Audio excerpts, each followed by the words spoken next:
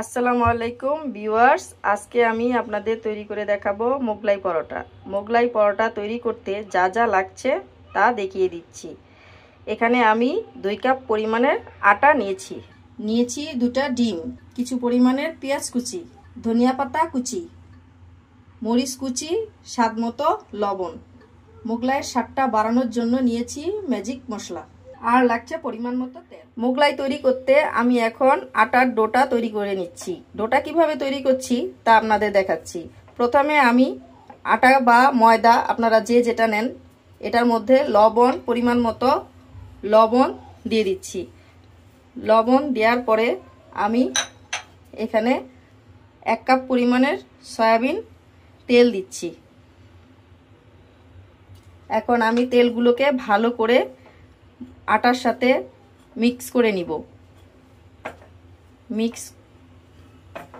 সুন্দর করে মিক্স করে নিব যতক্ষণ পর্যন্ত আটার সাথে তেলটা মিক্স না হয়, ততক্ষণ পর্যন্ত আমরা নেড়ে চেড়ে আটাটাকে তেলের সাথে মিক্স করে নিচ্ছি।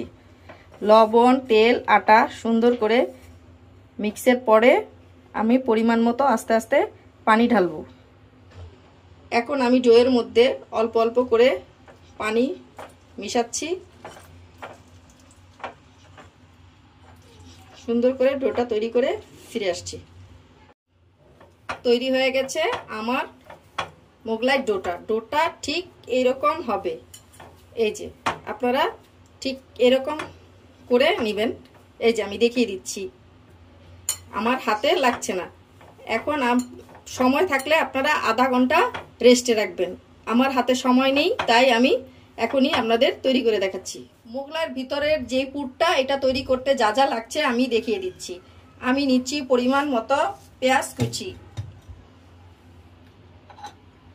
মরিচ কুচি, লবণ, এগুলোকে ভালো করে মেখে নিচ্ছি। তারপর দিয়ে দিলাম ধনিয়া পাতা। সবগুলো উপকরণ আমি ভালো করে মেখে নিচ্ছি। তারপরে ভেঙে এখন আমি ডিম দুটো দিয়ে দিচ্ছি।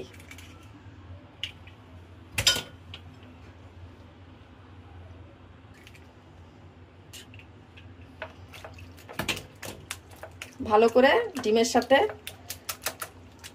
ভালো করে মেখে নিচ্ছি।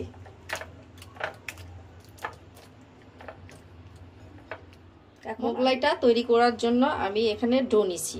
ডো নিয়ে ডোটাকে সুন্দর করে মথে নিচ্ছি।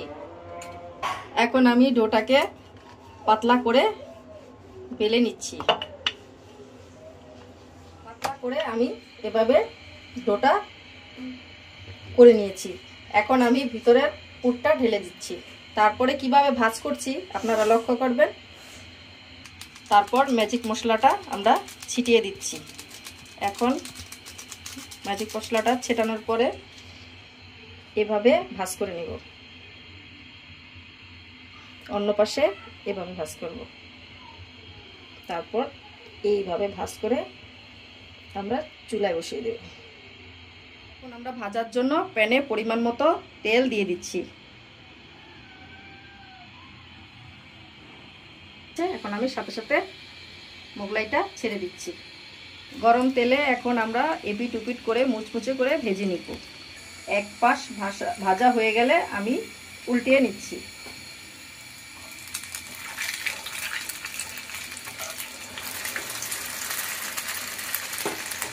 এপিট উপিট করে ভেজে এখন আমি মোগলাইটা তুলে নিচ্ছি। তারপর পরিবেশন করে তৈরি হয়ে গেল আমাদের বিকালের নাস্তায় গরম গরম মোগলাই। আমার চ্যানেলটি যারা এখনো সাবস্ক্রাইব করেননি তারা ভুলবেন না, আর যারা আমার চ্যানেলটি সাবস্ক্রাইব করেছেন তাদেরকে অসংখ্য ধন্যবাদ। যে আপনারা ঘরে এই মোগলাইটি তৈরি করতে পারেন। এই মোগলাইটি যদি আপনাদের ভালো লেগে থাকে তাহলে আমার চ্যানেলটিকে লাইক, কমেন্ট এবং শেয়ার করতে ভুলবেন না। ধন্যবাদ।